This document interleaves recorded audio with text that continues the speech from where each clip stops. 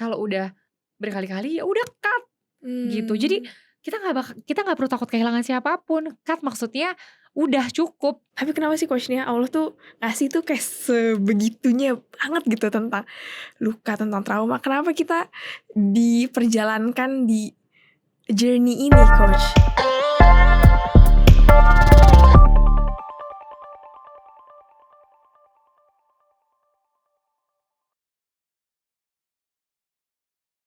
Hai Coach Nia, bertemu lagi. Alhamdulillah. Aisyah sehat? Alhamdulillah. Oke. Oke, Coach Nia, sekarang kita mau ngomongin tentang inner child, yang sebenarnya sampai sekarang gitu ya, even kita udah dewasa, kita tuh kayak tidak bisa lepas dari inner child itu gitu. Nah, apakah Coach Nia, inner child itu tuh sebenarnya bagaimana kita bertahan hidup selama ini, tapi kita kayaknya nggak bisa lepas, atau gimana cara ngelepasinnya? Nanti kita bakal ngobrolin lebih banyak. Tapi sebelum itu, Coach Nia, aku mau tanya, sebenarnya inner child itu apa? Oke, inner child itu adalah sosok anak kecil yang ada di dalam diri kita yang saat itu umurnya tuh 0 sampai 14 tahun. Yang waktu itu dia ingin menyuarakan sesuatu tapi dia merasa gak berdaya pada saat itu. Oke. Nah, jadi ada sosok anak kecil yang bertahan di dalam diri kita nih. Dan itu membuat kita survival mood bertahan. Yang mungkin waktu kecilnya seperti itu, kita bawa juga sampai sekarang. Jadi masih ada si inner child itu dalam diri kita. Oke, apa aja Coach biasanya? Iya, Inner child itu. contoh ya, ketika kita mau menyadari nih si inner child ini apakah ada di dalam diri kita atau enggak, dan memang mostly kalau kita ketemu sama orang tuh pasti tuh ada tuh inner child-nya. Contoh, kamu pernah nggak ngerasa apakah aku berharga? Pernah nggak ada pertanyaan kayak gitu? Pernah. Apakah aku boleh nangis, boleh marah gitu? Ada nggak sih pertanyaan-pertanyaan kayak gitu? Ada. Ya kan? Apakah aku tetap dicintai ketika gagal? Ada nggak? Ada. Apakah ketika aku nggak berprestasi, aku tetap disayang gitu nggak? Benar. Gitu kan. Nah, jadi hal-hal seperti itu sebenarnya itu pertanyaan-pertanyaan si inner child. Kan kamu udah dewasa. Harusnya kan kamu sekarang tahu, meskipun kamu nggak buat apa-apa, kamu tetap disayang sama orang tua kamu. Betul nggak? Enggak juga sih. Oke, ya berarti kan itu kan ada si inner child nih yang masih bersuara nih, contohnya. Oke, Iya kan? Oke, jadi sebenarnya inner child tuh ada beberapa tipe nih. Contoh ya, kalau Aisyah nih, contoh nih Aisyah. Tadi ya, kamu ngerasa nggak kamu tetap dicintai meskipun kamu nggak berprestasi atau kamu nggak achieve apa-apa? Tanpa sadar, Enggak, ya kan? Berarti kamu perlu achieve something, perlu berprestasi untuk kamu ngerasa dicintain gitu? Benar. Oke. Tapi sebenarnya kalau misalnya disadarin, harusnya nggak kayak gitu. Iya, tapi itu yang kamu Tapi ada itu di alam bawah sadar. Iya, benar. Nah, berarti nih ya, kan ada beberapa tipe nih si inner child-nya.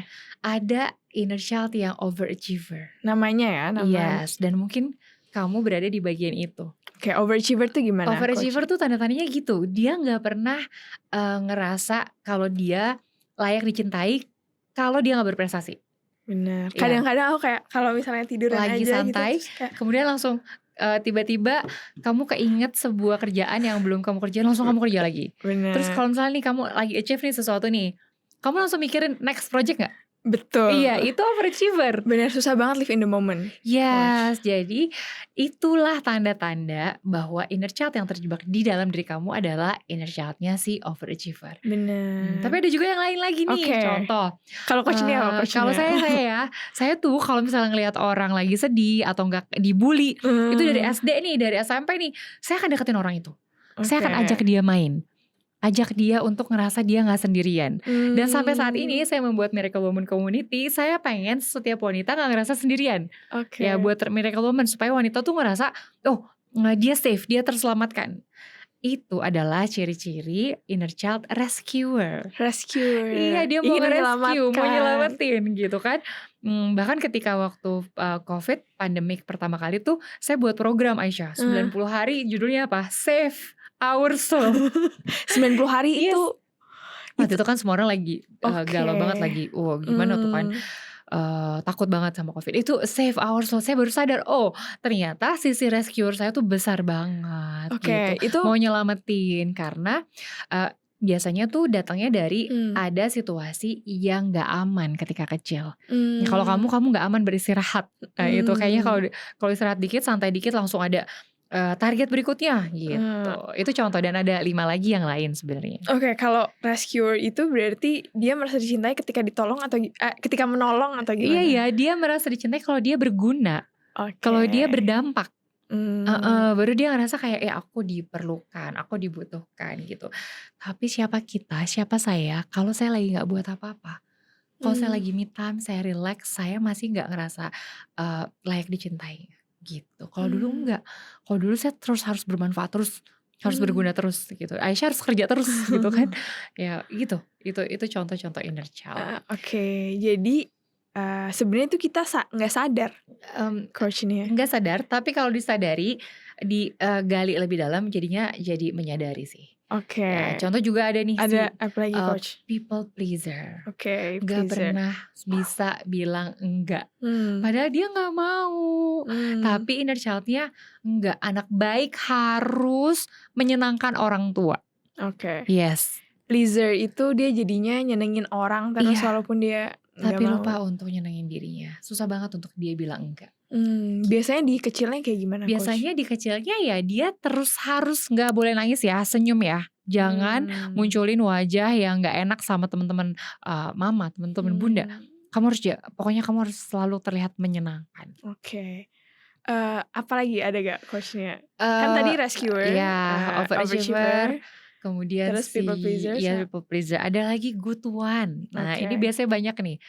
Mau jadi anak yang selalu menjaga jadi baik, jaga akhlak, jaga moral. Pokoknya kamu harus baik, harus selalu baik gitu. Sehingga harus selalu benar, ya. Sehingga ketika dia melakukan kesalahan, dia jadinya benar-benar blaming dirinya banget. Dia nggak boleh salah. Dia jadi orang yang perfeksionis, jadi orang yang sangat nggak bisa mengambil resiko, cari aman terus. Ini biasanya anak-anak yang inner child-nya good one. Oke, good one ya tadi. Yang dia inginnya perfect, gak ada kesalahan Iya, gitu ya. iya. Kalau dia salah tuh dia jadi ngerasa bersalah banget. Nah, ini tipe-tipe inner child. Sebenarnya dorongannya apa? Mau dicintai tanpa syarat. Contoh si overachiever. Si rescuer mau diterima. Ya, dia cuma mau diterima. Ya mungkin karena background masing-masing nih, ya kan. Dengan kamu dicintainya dengan syarat mungkin. Kalau ini begini gitu. Kalau saya karena waktu itu pernah ada ya statement dari orang tua saya, kayaknya anak laki-laki pertama itu lebih mereka harapkan dibanding anak perempuan pertama. Jadi dari kecil saya merasa kayaknya nggak cukup diterima nih gitu. Akhirnya saya terus mencari kompensasi untuk layak diterima. Gitu. Nah, kalau si good one tadi, contohnya dia rindu buat jadi dirinya sendiri. Ya, dia mau berekspresi seperti apapun, mau mengekspresikan emosi yang seperti apapun, nangis nggak apa-apa. Kemudian juga kalau dia marah kan bukan berarti jahat ya. Marah kan berarti sedang mengeluarkan emosi yang perlu dikeluarin gitu. Ya, menjadi diri sendiri. Nah, ini nih tipe-tipe inner child-nya nih. Ada lagi nggak coachnya? Ada orang-orang yang ngerasa nggak berdaya. Karena setiap keputusan selalu dipilihkan. Selalu suara dia nggak didengar. Dia masih kecil, kan adik gitu kan, contohnya ini biasanya terjadi di anak-anak bungsu. Ya, atau anak-anak yang nggak punya suara. Ini dinamakan dia inner child-nya powerless. Ya, yang ngerasa nggak punya power. Padahal kan kalau udah besar kan dia berhak untuk menentukan apa yang dia mau. Tapi karena si inner child-nya dari kecil ini ngerasa nggak punya suara. Kalau saya ngomong gini ke orang tua saya, mereka punya jawaban yang lain. Saya ngomong ini ke suami saya nggak ngedukung saya. Ada aja jawabannya dan menjadi dirinya tuh powerless. Padahal itu situasi ketika dia kecil. Yang sebenarnya udah nggak relevan ketika dia bawa sekarang. Kan dia punya power sekarang. Gitu. Gitu sih. Kalau itu dia nyarinya apa, coach? Kalau si powerless ini rasa dia punya suara, dia bisa berdiri. Bisa berdiri sendiri gitu. Jadi perlu ngelawan sisi yang dia nggak bisa, dia bisa gitu. Itu yang dia perlukan. Oke, berarti tadi ada rescuer, ada overachiever, terus ada good one, ada powerless, terus ada pleaser. Ada apa lagi coach? Ada si enabler. Enabler nih orang-orang yang dia sering dalam konflik. Oke. Dan dia sering memberikan peluang kedua, ketiga, keempat, kelima, sampai dia lupa batasan. Pembiaran. Yes, dia gak kasih batasan. Oke. Ya karena nanti juga dia dapat hidayah, nanti juga dia berubah kok gitu. Jadi pengharapan seseorang berubah. Ya padahal kan ada batasnya. Kita gak bisa memberikan sebuah pembiaran. Harus ada batasan. Nah ini si enabler. Oke, jadi dia nyari apa sebenarnya coach kalau Siapa? enabler? Si enabler itu dia mencari kebutuhannya dia. Kebutuhannya dia adalah dia diakui sebenarnya. Oke. Ya dia pengen bahwa suaranya itu dia berarti gitu. Jadi kalau misalnya dia takut ditinggalkan. Oh, dia takut ditinggalkan. Dia takut ditinggalkan. Dia mau diakui bahwa dia ada, dia nggak mau ditinggalkan. Nah, makanya dia pembiaran. Iya, nanti ditinggalin, nanti saya sendiri, biasanya gitu. Orang-orang yang enabler nih takut kehilangan. Oke. Kalau yang menghindar itu apa coach? Menghindar escapist. Oke, ini ada juga tipenya. Ada inner child escapist ini. Dia susah banget nerima kasih sayang dari orang karena dia pernah berharap dan dia terluka. Escape itu berarti dia menghindar, kabur, lari. Ya menghindar gitu. Jadi dia adalah orang yang sebenarnya inner childnya dia itu adalah dia pernah berharap sama seseorang, sama situasi, tapi dia merasa dia perlu mengubur itu karena menyakitkan ketika dia mengekspresikan, ketika dia berharap. Jadi dia lari dari masalahnya dia. Oke. Yang dia cari apa, coach? Penerimaan. Oke, penerimaan tentang dirinya. Tentang dirinya, tentang ekspresinya, tentang dia menjadi dirinya juga. Gitu. Kenapa kalau yang inner child escapist itu masa kecilnya kenapa? Biasanya karena dia pernah kecewa sama situasi tertentu. Ketika dia berekspresi mungkin dilarang, kamu gak boleh kayak gitu, kamu malu-maluin, kamu gini. Itu jadi dia akhirnya meredam, gak jadi dirinya lagi. Oke, jadi sebenarnya inner child itu kan cara kita bertahan hidup. Yes. Mode bertahan kan, survival mode selama kita kecil sebenarnya. Ya, 0 sampai 14 tahun. 0 sampai 14 tahun tapi ke bawah sampai sekarang. Kalau nggak dipulihkan dia akan terus ikut sama kita sampai kita tua. Oke, jadi sebenarnya coach nih ya, ketika kita sudah dewasa, kan berarti kita perlu kesadaran. Betul. Nah, gimana caranya kita tahu dan bisa sadar gitu? Itu kan automatic behavior kan. Perilaku yang tidak kita sadari secara otomatis.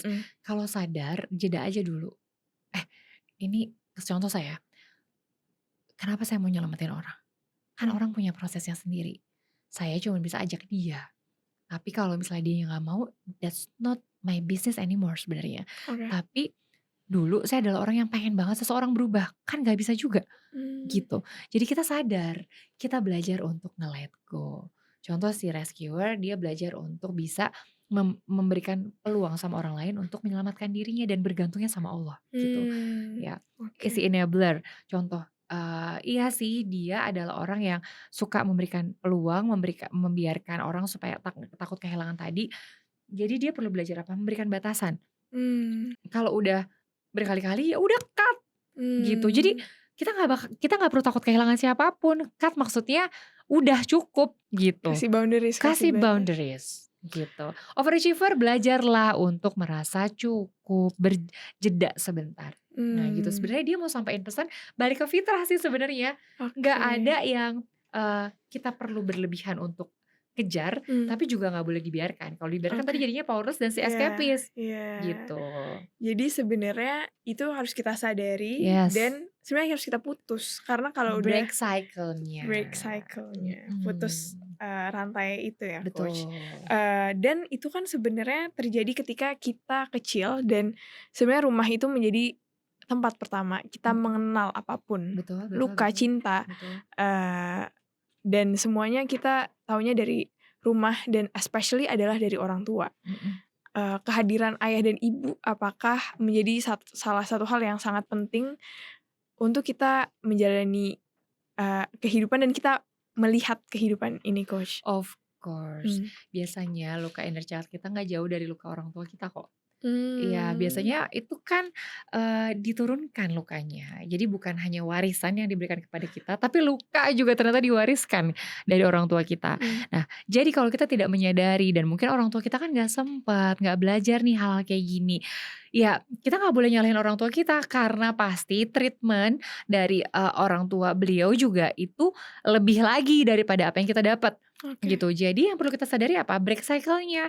Berarti kita perlu memutus rantai traumanya, nggak menyalahkan orang tua kita karena mereka nggak tahu gimana caranya untuk keluar dari situasi itu dan pulih. Ya kalau kita udah tahu berarti kan kita yang harus nge-break itu. Ya jadi Mmm, sangat berpengaruh sama lukanya orang tua kita. oke, ada real case nggak Coach yang, dari ibunya terus ke anaknya, traumanya apa Banyak case-nya? banyak terjadi. Jadi, dari orang tua yang powerless misalnya, ya dia nggak ngerasa bisa apa-apa, anaknya jadi kayak gitu juga. Oke. Karena melihat contoh ibunya yang memang juga nggak berdaya.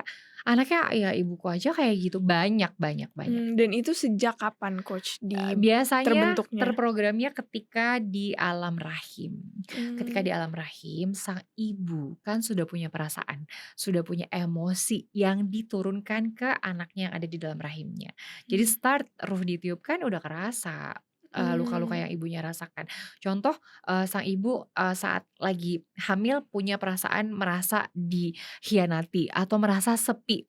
Anaknya ketika udah dewasa, ketika, eee, saya terapi nih beberapa case merasakan yang sama. mmm, Saya merasa kesepian, pas ditanya ke ibunya, ibunya juga punya rasa itu sama. oke. Kalau ayah?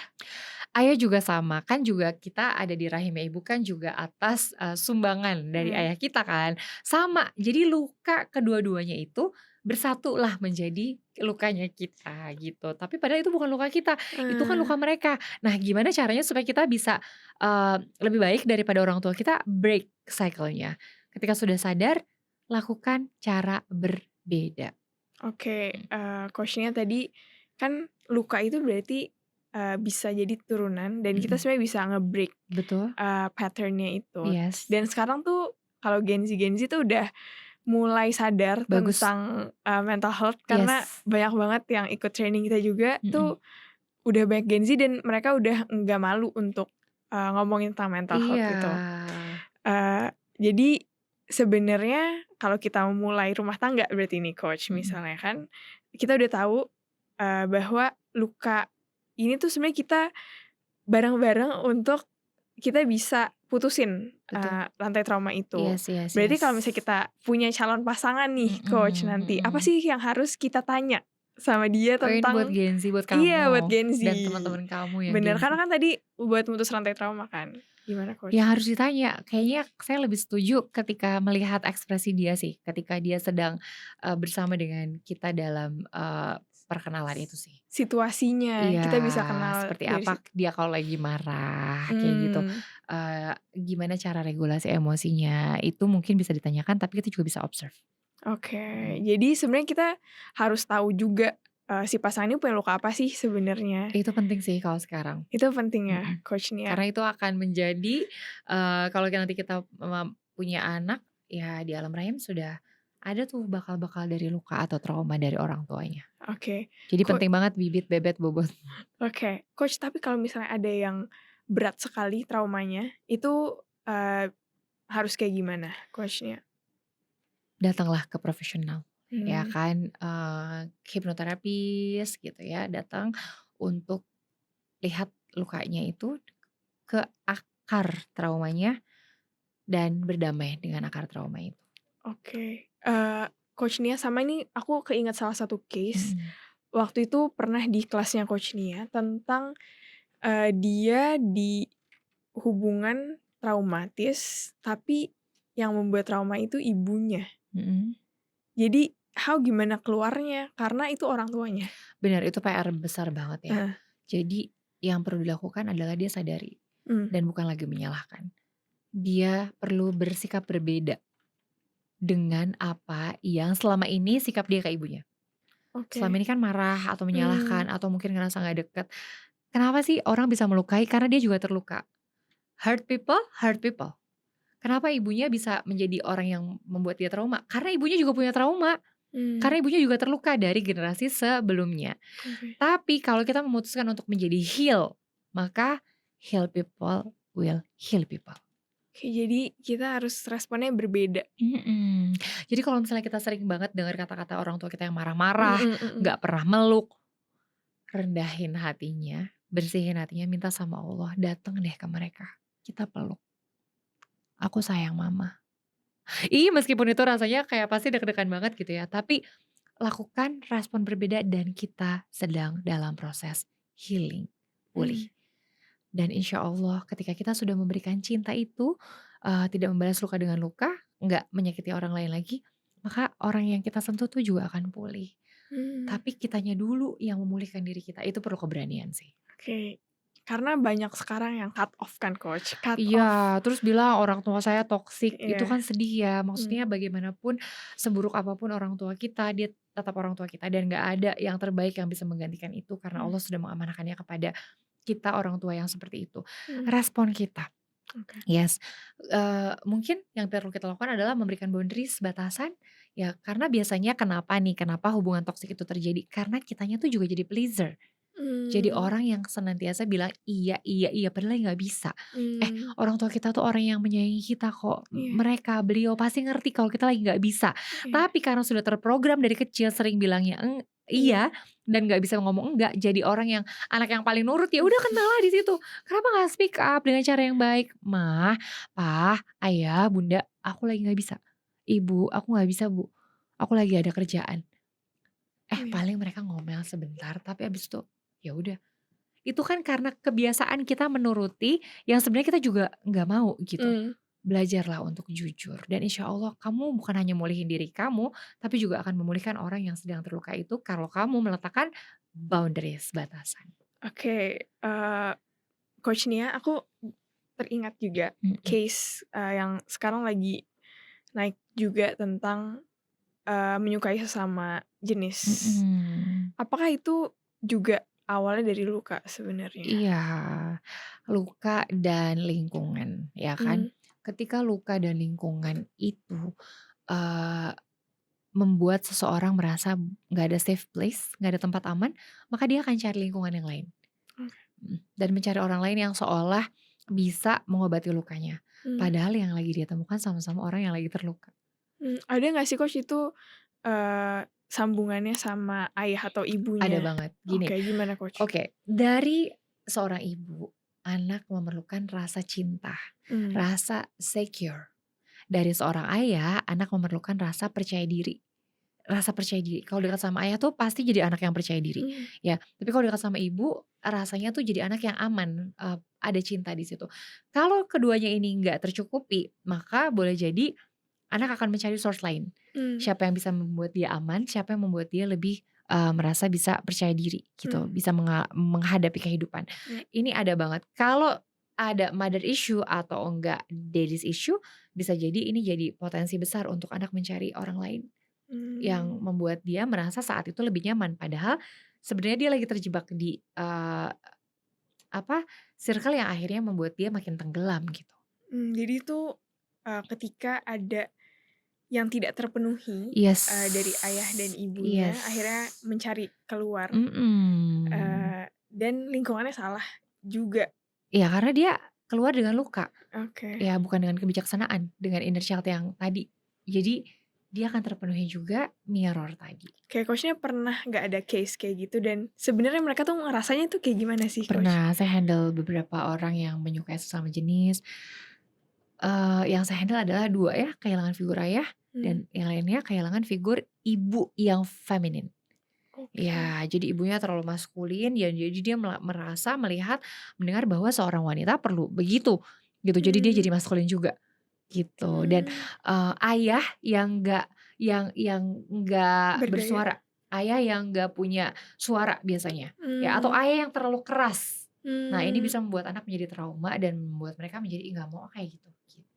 Oke, jadi itu tapi mereka ngerasanya kayak gimana Coach sebenarnya? Iya, mereka ngerasa nggak ada tempat aman buat mereka. Oh, nggak ada tempat aman. Untuk mereka bisa belajar gimana seharusnya menjadi seorang wanita, gimana seharusnya menjadi laki-laki. Jadi sebenarnya penting banget kita tahu fitrah sebagai wanita, sebagai laki-laki kayak gimana gitu Coach Nia. Sesuai fitrahnya.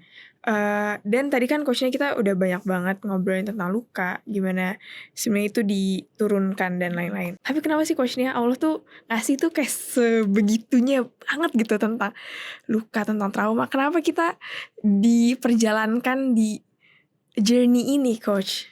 Untuk menemukan fitrah kita yang sesungguhnya. untuk kita tidak lagi melihat sesuatu dengan menyalahkan takdirnya. Untuk kita bisa menerima, berdamai dengan takdir yang Allah berikan kepada kita. Untuk akhirnya kita pulang dengan dipanggil, wahai jiwa-jiwa yang tenang, kembali kepadaku dengan ridho. Ridho itu berarti kan menerima takdir dan meridhoi segala takdir. Gimana Iya. caranya kita berlatih untuk senantiasa meridhoi takdir kita, terus untuk kita membersihkan tadi hati kita untuk pure kembali Merasa kepada cukup Allah? dengan semua yang Allah berikan. Sehingga nggak ada lagi yang namanya menyalahkan apapun, nggak ada lagi yang namanya denial sama takdirnya Allah. Merasa cukup bahwa Allah nggak pernah salah dalam mentakdirkan kita dalam episode apapun. Pasti di situ ada momen untuk kita diberikan kesempatan untuk menjernihkan hati kita dan juga bisa mensucikan hati kita atau bisa sebaliknya. Tapi mau diterima atau enggak kan takdirnya Allah tetap berjalan. Jadi ya terima aja. Yes. Terakhir Coach Nia, Mhm. apakah ada yang Coach Nia ingin sampaikan buat teman-teman yang lagi berjuang untuk meng-heal lukanya dan untuk mutus rantai traumanya? Jangan menyalahkan siapapun.